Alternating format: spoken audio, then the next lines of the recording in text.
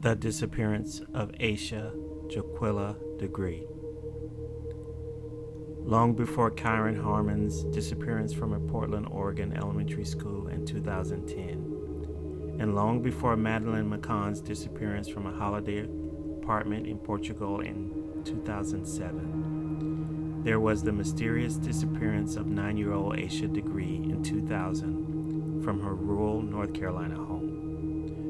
One can't help but wonder what Asha Degree might have become if she had not walked out of her home in the middle of the night and disappeared from the face of the earth. At the time of her disappearance, Asha had black hair, brown eyes, and was 4 feet 6 inches tall and weighed 60 pounds. It should be noted that Asha was also afraid of dogs, storms, and the dark. But more on that later. To unravel the mysterious disappearance of Asha Degree, we will start at the beginning with the marriage of her parents, Harold and Aquila.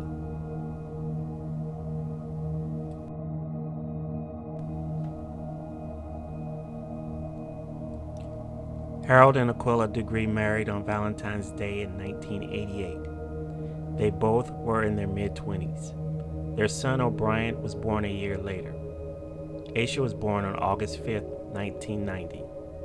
The Degrees raised both children in their duplex home on Oakcrest Drive in a rural community north of Shelby, North Carolina, on the western edge of the Charlotte metropolitan area. Harold's mother, Josie Degree, and sister, Patricia Banks, lived down the street from them. Asha was close to her older brother, O'Brien. The brother-sister duo was extremely close. When O'Brien got into trouble, Asha would cover for him and vice versa. The siblings enjoyed riding their bikes in the neighborhood and jumping on their trampoline in their backyard. The two kids, along with their cousins, would ride their bikes up to the store on Highway 18 called 18 Express, near the intersection of Highway 18 and Highway 180. O'Brien was also instrumental in helping to teach Asha to read. Asha enjoyed the Clifford the Big Red Dog book series, but eventually moved on to the Horrible Harry series about the imaginative adventures of a second grader. Asha was also a daddy's girl. She bonded exceptionally with her father, Harold, when she was just a baby. Harold was laid off for 2 months and took over the late-night feedings. The father-daughter duo was very similar. Both were very reserved and quiet, except for when playing wrestling with each other. Asha often teased him, calling him Big Head or Greedy, and then her father would pick her up and start tickling her all over her body until she called out to her mom for help. Asha was overall a well-behaved but extremely shy child, a gifted basketball player and all-around dynamic student at Falston Elementary School. She had outstanding attendance, only missing 1 day of school that entire school year. She was often awarded Student of the Week and was allowed to pick a prize from the teacher's treasure chest. She recently picked a black purse with Tweety Bird on it from the treasure chest in her classroom. Her favorite subjects were science and mathematics, although she also enjoyed drawing and fancied herself becoming an illustrator as an adult. Asha attended church along with her family at Macedonia Missionary Baptist Church in Waco, along with Harold's family. Everyone in the church remembered how much Asha loved going to Bible study every Sunday. She also sang along with her father's Kirk Franklin gospel tape in the car whenever possible. Her favorite song was Revolution. Her parents tried to get Asha to sing a solo in the children's choir at church, but she was too shy to try out. Both parents worked regular jobs nearby. O'Brien would recall later that he and Asha pretty much got whatever they wanted growing up. There was nothing that they wanted that they would not eventually receive from their parents. Harold worked as a dock loader at PPG Industries, Inc., located at 940 Washburn Switch Road in Shelby, while her mother, Aquila, worked at Kauai America Manufacturing in nearby Lincolnton at their piano assembly plant, constructing various pianos like the grand piano, upright piano, and hybrid piano. O'Brien and Asha were the definition of latchkey kids. They would let themselves in after school and complete their homework before watching television until their parents returned from work.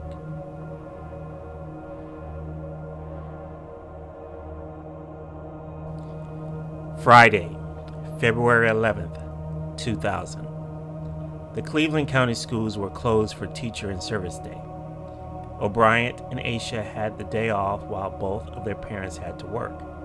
Aquila dropped her children off at Harold's sister's home down the street in the same neighborhood on her way to work that morning. Asha was in the 4th grade and O'Brien was in the 5th grade. Later that day, their aunt Patricia Banks, who was previously employed as a prison guard for the Lincoln County Sheriff's Office, took both children to their youth basketball practices at Falston Elementary. Their teams were the Falston Elementary Little Bulldogs. Asha was a star point guard on the girls' team. She averaged 4 to 6 points a game during practice. Her team number was 45. Saturday, February 12th, 2000. The following day, the DeGray family attended Asha's and O'Brien's first basketball games at Burns Middle School. The girls' team played first. The team played well throughout much of the game, keeping the score very tight between the two teams. However, Asha's basketball team would eventually lose its first game of the season by 1 point due to Asha being fouled out. Her parents recall that she was incredibly angry to the point that her mother had to step in to calm her down as the other teammates cried. Asha kept saying that the referees cheated while not wanting to accept her own shortcomings in the team's loss. She was very competitive and did not like losing. However, she seemed to have eventually gotten over it and watched her brother's game and win afterwards. The DeGray family praised O'Brien's win, and I'm sure on some level, Asha was extremely happy for her brother's victory, but also jealous of his win and the attention he was getting.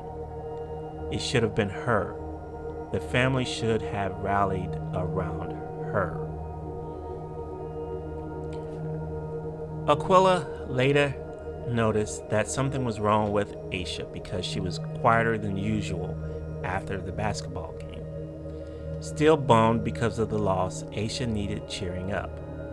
Aquila decided to let Asha spend the night at her 15-year-old cousin Katina's house for a sleepover up the street. Asha's black and beige book bag was filled with her basketball uniform from earlier in the day and her church clothes.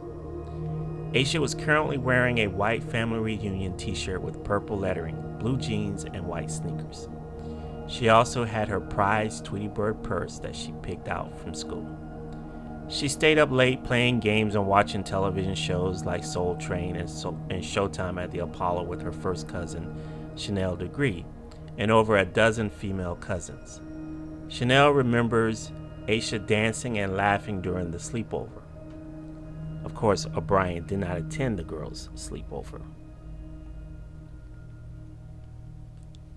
Sunday, February 13th, 2000.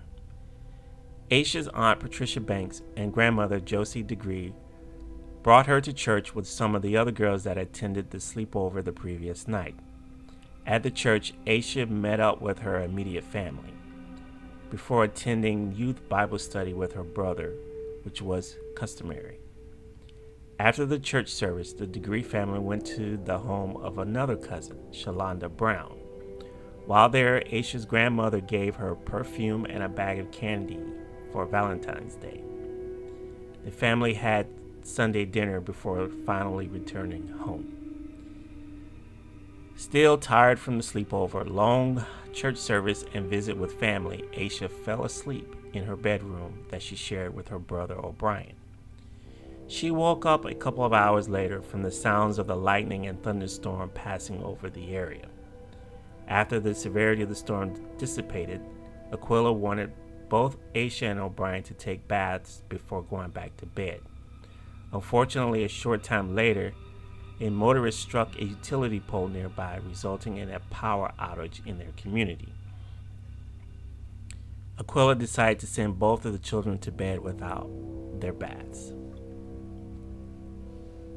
Asha went to bed in a white nightgown. Meanwhile, Harold turned on the kerosene heater to heat the house and provide some light, since the power was out and the temperature was starting to drop within the home. A short time later, he dozed off on the couch along with Aquila.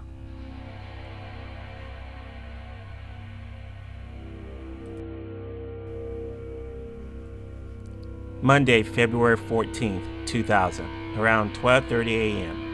Harold awakened to the sight of his wife Aquila asking him to turn the kerosene heater off because the lights had come back on. Harold obliged as his wife walked into their bedroom. He then checked on his children and saw both Asha and O'Brien asleep in their beds. Now fully awake, Harold sat back down on the couch and watched television.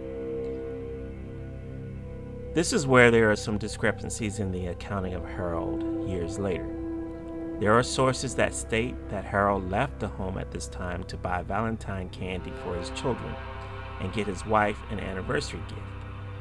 He returned around 2:30 a.m. by this accounting.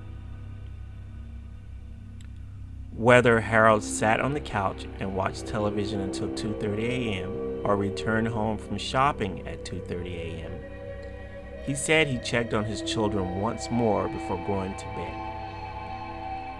Shortly after his father went to bed, O'Brien recalled hearing Asha get out of bed and go to the bathroom down the hall. She turned on the lamp in their room, then stepped out of the room and walked down the darkened hall to the bathroom before returning a short time later. O'Brien reached up and turned off the lamp as Asha got back into the bed. He could see that Asha was wearing her white nightgown from earlier in the evening. O'Brien lay back down in the bed and pulled the covers over his face, and within minutes he had started to drift back to sleep. Now half asleep, he heard Asha's bed squeak. However, he didn't turn toward Asha's direction because he had assumed that she was changing positions in her bed. Nevertheless, it was at this time that Asha got back out of bed. This time she did not turn on the lamp. She grabbed her book bag that was already packed from the sleepover the night before and quietly walked out of the bedroom and then out of her home. She locked the kitchen door behind her and placed her key back into the black and beige book bag. She then walked down the length of the carport before stepping out into the rain in only her nightgown, white shoes, and book bag in the middle of the night during a rainstorm.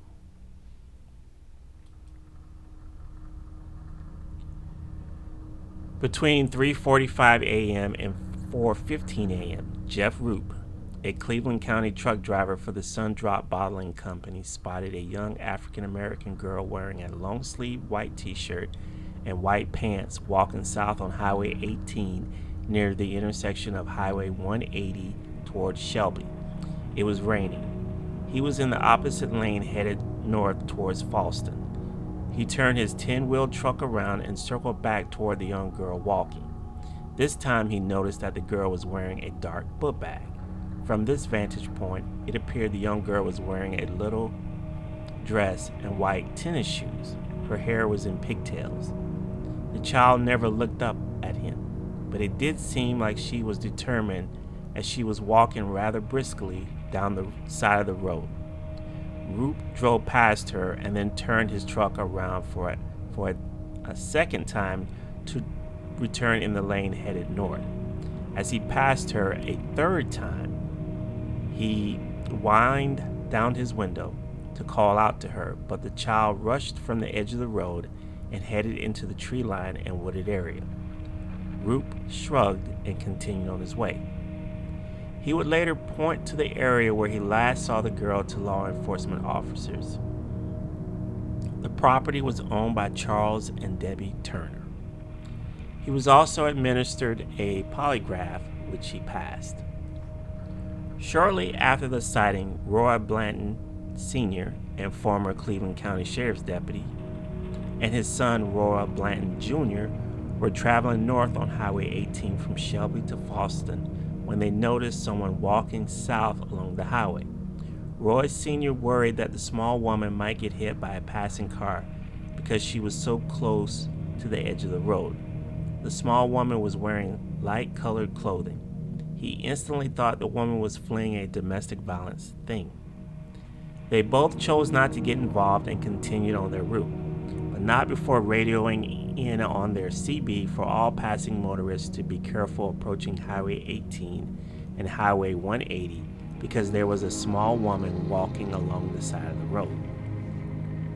The Blantons continued traveling up to Chicago. The next night, while on the telephone with his wife, Roy Sr. told his wife that what he had seen near Shelby. That's when his wife informed him of the missing black girl. When the Blantons returned to Shelby the next day, they immediately reported their sightings to law enforcement at the command post at Moles Memorial Baptist Church near the Degree home. Aquila awoke at 5:45 a.m. Harold was still asleep next to her. On this day, their 12th wedding anniversary, Aquila and Harold had plans to meet with a realtor to see about getting a bigger house. Both Asha and O'Brien were growing older and needed their own rooms. Also, they were starting to outgrow their small duplex home. Aquila went into the bathroom and turned the water on in the bathtub. Asha and O'Brien didn't typically take baths before school, but since the power was off the previous evening, they would have to take their baths this morning before school. She walked toward her children's bedroom and turned on the light. When she entered the bedroom to wake them up before their 6:30 alarm went off, she noticed O'Brien in his bed with the covers pulled over his head. She turned towards Asha's bed and saw that she was not in the bed. Aquila glanced toward the floor next to O'Brien's bed.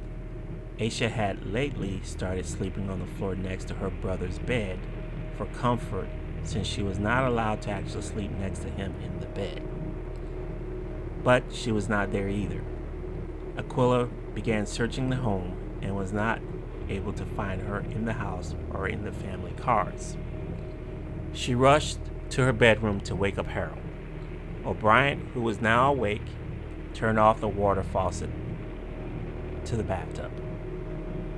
Aquila told Harold she could not find their daughter in the house or their cars. Harold suggested Asha might have gone over to his mother's house across the street. Aquila couldn't fathom why Asha would walk over to her aunt's home, but she nevertheless called. Patricia answered and said Asha was not there. Aquila hung up and then immediately called her mother, who told her to call the police.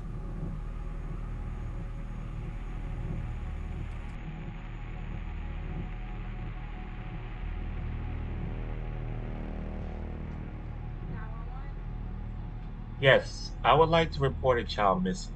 From where? From my house. What's your address? 3404 Oak Crest Drive. Is this an apartment?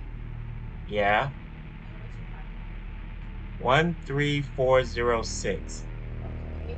Is she missing from 3404 or 3406? 3404, I mean. That's not an apartment? It's 34, no, no. It's not like an A or B? No. And what is your name? Harold Degree. Your phone number? Beep! The next door neighbor said she went down the road, that she was just a kid on the road. What's the child's name? Asha Degree. What's her full name? Asha Jaquilla Degree. What? Yeah, Jaquilla. Degree? Yeah, yeah. How old is she? Uh, Not White or black? black. When did you last see her, Harold? Last time was when I went to bed. She was in the bed. When we got up to get her ready for school, she wasn't there, and her book bag is missing, and her pocketbook. So you don't know if she got dressed or still has on her night clothes? We don't know. Was the door open or anything? No, her brother sleeps in there with her, and when he was in there, he didn't hear her when she got up. Alright, Harold, I will get officers to get in touch with you just as soon as possible. If you have to locate her, please give us a call back, okay? Okay. Thank you. Bye bye.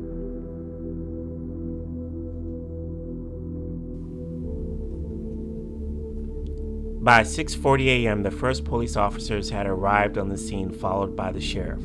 Police dogs called to the scene could not pick up Aisha's scent past the carport outside. They searched the Degree home and realized that she was not in the home. Also, there were no signs of forced entry, no blood, no signs of an intruder. All the doors were locked when the parents got up. They then decided to broaden the search to the neighborhood and nearby streets. Again, the dogs could not pick up Aisha's scent. Aquila went through the neighborhood calling Aisha's name in the meanwhile, which she said had awakened everyone by 7 a.m. Friends, family, and neighbors canceled their plans for the day to assist police in searching the vicinity, while the pastor of their church, along with other area clergymen, came to the Degrees' home to support them. By day's end, all that had been found was a mitten, which Aquila Degree said did not belong to her daughter, noting that no winter clothing had been taken from the home. Local news coverage prompted the two drivers who had seen Asha walking along the road earlier that morning, including the one whose attempt to approach her apparently prompted Asha to flee into the woods, to report the sightings to police. On February 15th, items belonging to Asha were found in an open door barn. Charles Turner and his wife Debbie owned Turner's Upholstery and said he and his wife found several items in their barn, namely a wallet-sized photograph of a young African American girl next to a red Cub Farmall tractor, an Atlanta white pencil from the Olympics held in Atlanta, yellow hair bowls with a teddy bear on it, red cellophane cinnamon disc wrappers, a green marker, and a pen. To get to the barn, Asha would have had to walk the length of 2 football fields and across a 3-foot deep gully. Of course, a light outside the shed may have guided her toward the barn. On February 16th, Aquila realized that Asha's bedroom was missing her favorite clothing, including a pair of blue jeans with a red stripe. Several pictures were also missing.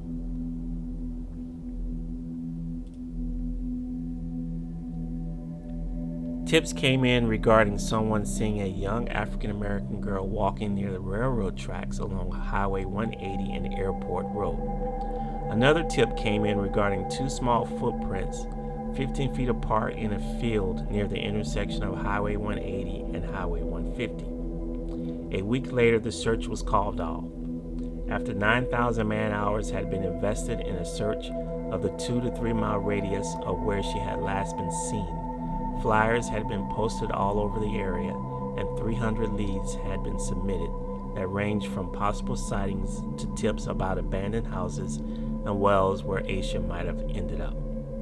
Both the FBI and North Carolina State Bureau of Investigation got involved and put her on their respective databases of missing children. Both Harold and Aquila were investigated thoroughly by both local law enforcement and, to a lesser extent, the FBI. Their parents were polygraphed in March 2000, and both must have passed as neither were ever labeled a suspect, or a person of interest in Asha Degree's disappearance. The FBI pointed to the lack of an issue she might have had regarding her running away, such as a dysfunctional family or poor academic performance. Still, investigators believed that was the most likely explanation for her departure, but that for some reason she either got off track or was abducted. The media attention went national. A month after Asha's disappearance, the Degree family appeared on the Montel Williams show to call attention to their case. America's Most Wanted and the Oprah Winfrey Show also devoted segments to it. On August 3, 2001, Terry Fleming, a owner of Precision Grading, found Asha's book bag and other items while clearing land for a driveway. The spot was once swampy and wooded, but now graded and muddy in between Highway 18 and Ball Alley Creek in Burke County near Morganton, about 26 miles north of Shelby. The black and beige book bag was double wrapped in a plastic trash bag. Terry said the book bag contained Asha's name and phone number. Once he contacted law enforcement, another search lasting a week was conducted in the surrounding area for Asha Degree. Nothing of significance was found. Meanwhile, the FBI took the book bag and its contents to their headquarters in Quantico, Virginia, for further forensic analysis. The results from that testing have not been shared publicly. To date, it is the last known evidence found in the case. What this does show is that after Asha left her home, she was met with foul play and probably killed. The significance of the book bag being preserved in the two bags amounted to the items being a trophy stash for the killer. In 2015, the FBI stated that they were reinvestigating the case and were offering a $25,000 reward for information leading to the resolution of the case. A community group also provided an additional $2,000 reward. May 2016, a new tip emerged because of the renewed focus. Someone remembered seeing Asha Degree get into a late model dark green Ford Thunderbird or Lincoln Continental Mark V along Highway 18 near where she was spotted by Jeff Roop and the Blaytons. There was rust around the wheels. Asha was observed getting into the car with two occupants, possibly a male and female. Nothing more came of the tip. On the 20th anniversary of Asha's disappearance, the FBI confirmed that the book bag contained a copy of Dr. Seuss McElligot's Pool and a t-shirt depicting the band New Kids on the Block. Neither appeared to have been Asha's property before they were found in her bag. However, the book was checked out from the library at her elementary school. Neither item appeared to belong to anyone associated with Asha's 15-year-old cousin's sleepover either. As with the previous new tip, nothing more came of the tip. Meanwhile, the Degrees took steps to keep Asha's memory and the case alive in the public's mind. In 2008, they established a scholarship in her name for a deserving local student. They host an annual walk to raise awareness and money to fund their search. The walk starts at their home and ends at a missing persons billboard for Asha along Highway 18, near where she was last seen. It was originally held on February 14th, but it was changed to February 7th in 2015 and February 6th in 2016, as Harold and Aquila felt it was not fair to participants to make Valentine's Day such a somber occasion. Pictures of Asha, both real and those showing her as she might appear in years later, created by investigators to help the search, still decorate the Degree home to this day.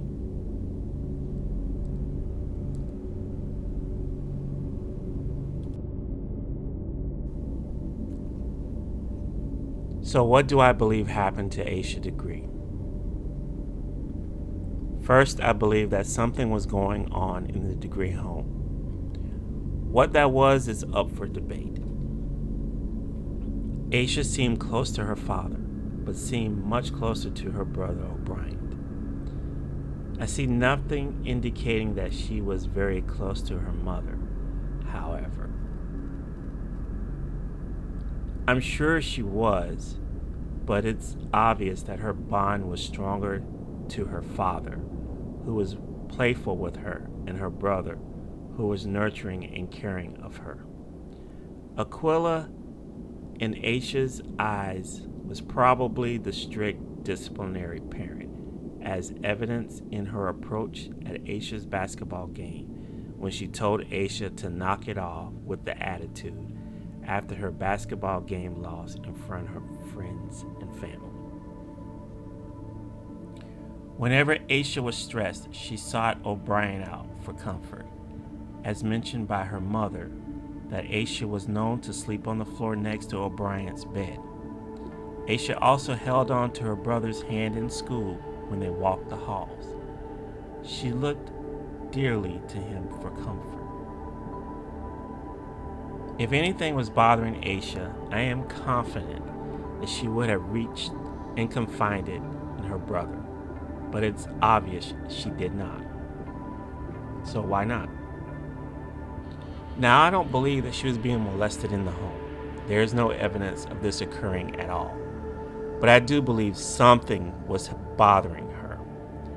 Whether she was angry about her parents' move, upset how she caused her basketball team a win, or angry at how she was being treated compared to her brother by her mother, something snapped in her brain and she wanted out of that home ASAP. Most likely to punish her mother for loving O'Brien more than her. She wanted her mom to miss her.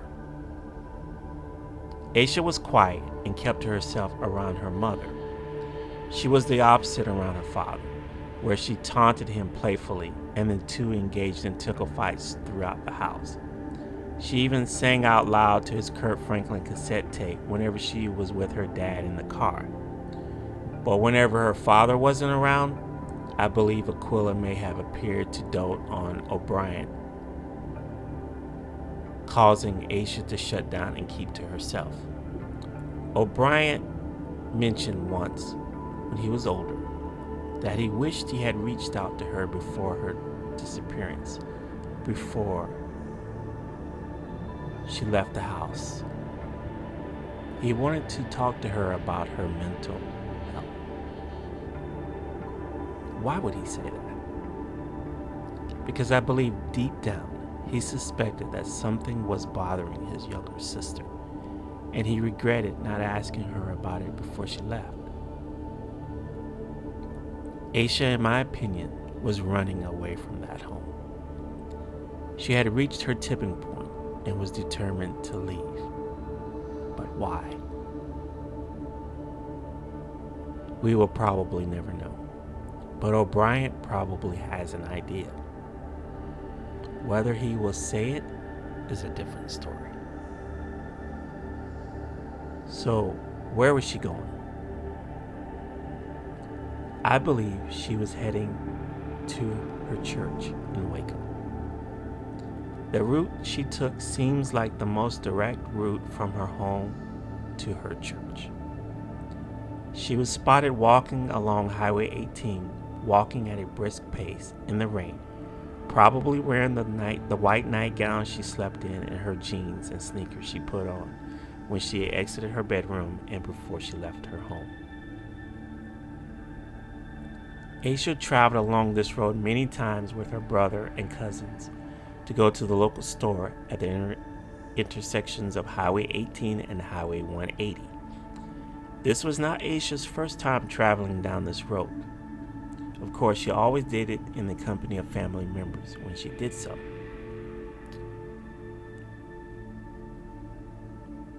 I believe Jeff Roop may have spooked her, and she ran back toward the open barn she had passed earlier. Inside the barn, she rummaged through her book bag and pulled out the Valentine's candy her grandmother had given her the day before. In the process, she dropped several items out of the book bag on the ground, including the black and white school picture of a girl she probably met at church. When she thought it was safe to leave, she traveled back toward the store at the intersection of Highway 18 and Highway 180, where she was spotted by the Blattons.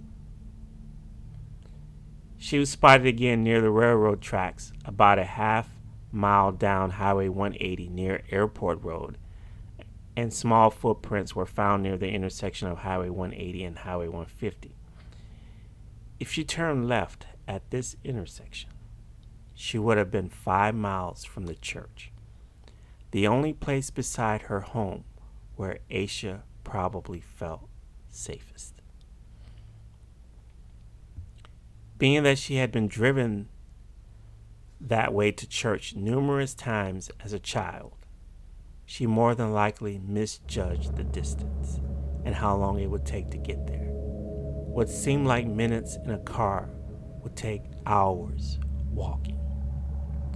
This intersection is probably where she was abducted, where the sighting of the green car comes into play. She probably got lost while making the trek and reached out to someone for help at this intersection. Perhaps someone passing through saw her walking and offered her a ride. Of course, I don't believe she would have gotten into a car with a white person. But I do believe she would have if the person was black and trustworthy. Unfortunately, this person or persons most likely killed her. Why do I believe that this was the abduction site? Because no more sightings were made past this point. Law enforcement found footprints similar to Asha's shoes and size near that intersection. Aquila was also rushed to the hospital for shortness of breath when she learned of the sighting. Her gut was telling her that her child was trying to make it to the church. But unfortunately, nothing more came of the sighting, because this is where Asha got into someone's car and disappeared off the face of the earth. The offender dumped the body somewhere in the Shelby, Lincolnton, Morganton area, possibly even the South Mountain State Park near where her book bag was found on the side of the road. Most likely wrapped in trash bags to preserve his trophy before flinging it out the car as he drove past a secluded area. I believe this mystery will never be solved. I believe the offender probably killed Asha within hours of her getting into the vehicle, and the offender buried her in a place that is isolated and probably have never been searched by law enforcement. And since it's been over 23 years since her abduction, her body has long since decomposed.